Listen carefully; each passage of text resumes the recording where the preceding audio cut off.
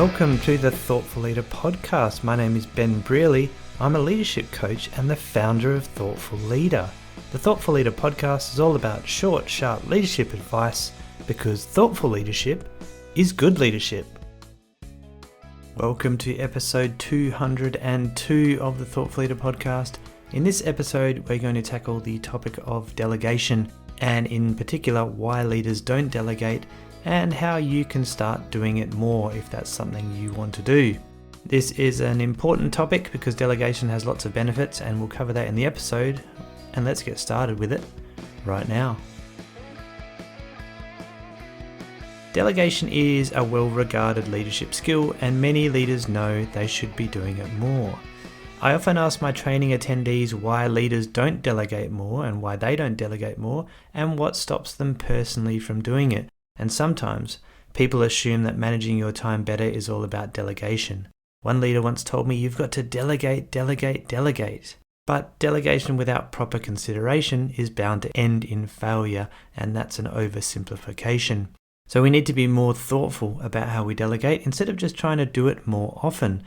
So in this episode, I'm going to look at some common reasons why leaders don't delegate, and then, of course, some potential solutions to this problem. Some people think about delegation like it's just giving your task to somebody else. This is partly true, but delegation is not task allocation. Delegation is about providing some of your accountability to someone else to complete the work.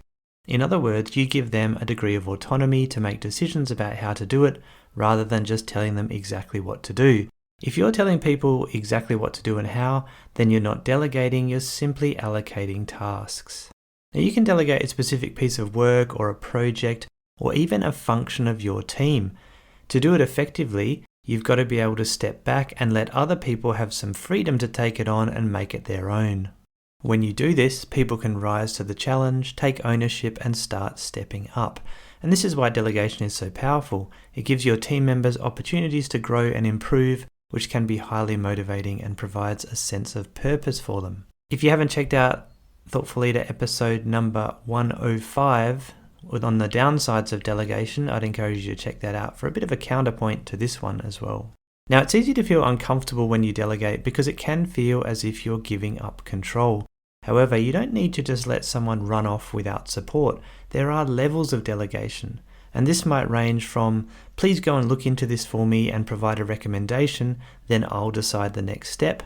Or it could be a more hands-off approach of, take on this initiative and let me know how you go. One of the reasons why leaders don't delegate is this discomfort of letting go, but you can gradually provide more autonomy and decision-making authority over time to ease you and your team members into it. Another aspect to consider is putting in place what I like to call guardrails. For example, you might say to your team member, let's meet each morning for 5 minutes to check in with your progress and you can ask any questions. And once again, you're not telling them to run off by themselves without consulting you at all. You're including check-ins and support into the delegation process. And there's a useful article for those leaders who struggle to let go sometimes. And it's all about how letting go will help you actually take control. And I'll put a link to that in the show notes page, thoughtfulleader.com/202. So what are the common reasons why leaders don't delegate? Well, over my time coaching and training, I've come across a bunch of reasons why this happens. And here are the most common ones I've heard. The first one is a lack of team capability. Sometimes nobody in the team knows how to do the work, so the leader keeps taking it on for themselves. The second one is that there's a belief that the team members aren't up to the job. Some leaders struggle to believe that their people are capable and willing to step up and take on the tasks. The third one that I've noticed is enjoyment of the work itself. Sometimes leaders like doing the work themselves, so they choose not to delegate it. And this is particularly true for people who used to be doers, doing the technical work, and now they're leaders. They used to like doing the technical work, so sometimes they keep it to themselves, even in leadership positions. Another interesting reason I find is this perception of laziness. In some organizations, I've noticed that leaders can be perceived as lazy when they delegate, and this leads them to keep the work to themselves, increasing their perceived busyness. And this is actually a real counterpoint because in most leadership training that you see, leaders are encouraged to delegate. So it's sort of the opposite, which can be caused by organizational culture. The next one's quite common is team members are too busy because if your people are already busy, it can seem a bit harsh to throw more at them, so some leaders will resist delegating this situation. And last, team members might refuse the work. Some team members might simply refuse to accept the task, saying they're too busy or that it's not my job. So there's lots of reasons, and delegation is a critical leadership skill though, and a great way to improve and motivate your teams, so we can't let these reasons stop us. So let's look at some ways now that we could try to delegate more often. The first one is to examine the frequency of the work. So if you fall into the trap of taking on work because nobody else knows how to do it, then you have a potential problem. You're in danger of becoming a single point of failure in your team.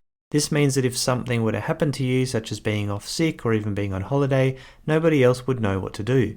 This is a big risk to the team and a big risk for you being able to take some time off. Now, the key to knowing when to take action on this is the frequency of the work. If this is a one-off situation where something unexpected occurs which leads you to do the work, it might not be that big of an issue. You can step in and complete the work this time. The problem tends to occur when a leader continues to take on the work frequently because nobody else can do it. So for frequent initiatives, this is an opportunity to invest the time in having someone else learn how to do the work. It might take more of your time now, but later on you'll have built capability in your team and you can delegate that work instead.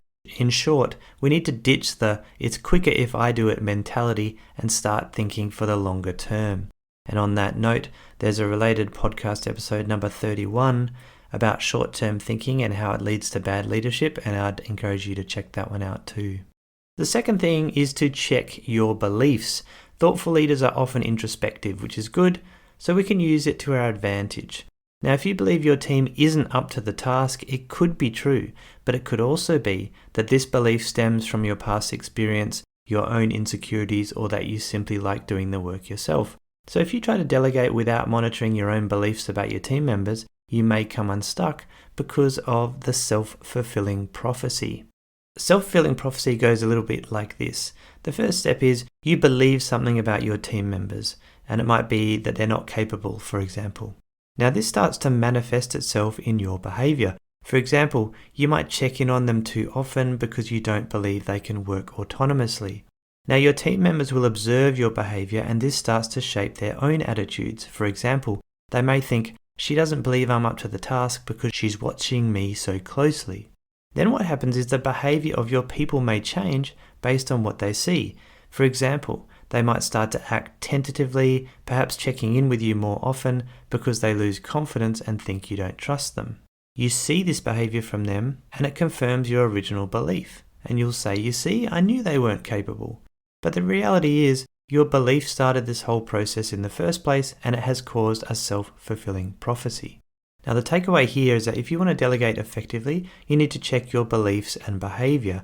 If you have doubts about the capability of your people, then start with lower level delegation and work up from there. Observe your behavior so that even if you feel a little doubt, you resist the temptation to show it openly to your team. Otherwise, this can cause the problem outlined previously. So for more on the self-fulfilling prophecy, there's an article on the show notes page about how a self-fulfilling prophecy will make or break your team. And there's also an article linked there about how restraint can lead to better leadership. Both of those are on the show notes page, thoughtfulleader.com/202. Now the third thing to do is to be clear about the priorities. If you don't have a clear understanding of the priorities for your team, it's harder to delegate. Team members may refuse to accept your delegated tasks because they have their own idea of the important priorities. Now ideally, you'll set the priorities for your team which flow down to each of the team members. This means if they push back, you can compare what's on their task list to the priorities of the team and discuss which items should be on top. Some leaders feel stuck because their team members say they're too busy to accept delegated work. But if they're working on things that shouldn't be taking priority, then your delegated task should be the focus instead. If the priorities are clear and you're still getting pushback, then it's likely to be a motivation issue. And if the delegated task isn't compelling or interesting, or the team member doesn't want to improve in that area, they may still refuse the task. So getting clear on the priorities for your team enables you to set expectations more easily and negotiate workloads when your people are hesitant to accept your delegation. Now the fourth point I want to raise here is don't delegate rubbish tasks to skilled people. If you have a mindset that delegation is all about getting rid of your own workload, you could run into trouble. Leaders with this mentality sometimes try to ditch many of their tasks to their team so they can free up their own time. Now, while time management is certainly a benefit of delegation, it shouldn't be the primary focus. If you're seen to be mostly delegating boring, menial, or unpleasant tasks to your team, you'll get a reputation for being lazy or using your authority to avoid certain types of work. You'll also seem self-interested, which can destroy trust. And throwing your team the bad work so that you can do the fun stuff never looks really good. On the other hand, if you delegate work with a focus on upskilling others and helping them develop, people are more likely to be interested in accepting it. Now, it can be useful to have a conversation about why you're delegating too. That way you can inform your people of your intentions and they can see the reasons behind your efforts to delegate more. And the final suggestion I have here is to reframe your view of your own role. When people go from being a doer to a leader, sometimes they lose motivation. This is a point I raised earlier in the episode. They used to enjoy doing the work, but now they're leading it instead. And this can lead to a temptation to hold on to the work rather than to delegate it. If you really enjoy the doing instead of the leading, you'll likely feel this tension. You know you should be delegating more, but you're compelled to keep some interesting work for yourself. It's important to be comfortable with the focus of your role. Instead of doing, you're leading. Your focus should really be supporting your team, helping them develop, setting the direction, and removing obstacles. And I've got an article called Balancing the 4 Essential Leadership Components, and I'll post that in the show notes page as well. And basically, I see leadership on 3 levels. The first level is strategic, so that's about setting direction and strategy. Then there's tactical, resolving issues and overseeing activity. Then there's stabilizing, I call it, which is providing support. You can read more about those sort of levels in that article. Be sure to identify the parts of your role where you find value as a leader. Instead of mourning the loss of your doing work, try to look for the parts of the role that give you energy and happiness. That's not to say you can't keep any of the doing work. I recently coached a leader who struggled with this challenge. We worked out a solution where she would keep hold of a few key tasks so she could keep her skills and knowledge current in her industry and team. So you don't need to let everything go, but you can't keep it all either. And for those doers out there, there's a useful article on the show notes page, Moving from Doer to Leader, the top challenges. Check that one out as well, thoughtfulleader.com/202. Hopefully some of these ideas can help you delegate more if you're struggling to make it happen. Leaders often feel bad about not delegating enough, but then seem unable to make the change for many of the reasons I've mentioned earlier. So start small, gradually expand your delegation so you and your team can get comfortable with it. And eventually your comfort zone and that of your team will expand and you'll hopefully be able to delegate more often. So I'd like to get your thoughts on this one. What stops you from delegating more often? Let me know on the show notes page in the comments, thoughtfulleader.com/202. And if you've got a few minutes to spare and you like this podcast, I'd love it if you could leave a positive review on your podcast player of choice. I'll put a link to do that in the show notes page as well. I really appreciate it in advance because it helps me get the word out about the podcast and help more leaders just like you. All right, keep up the thoughtful leadership. Take care of yourselves and your team, and I'll be back next week.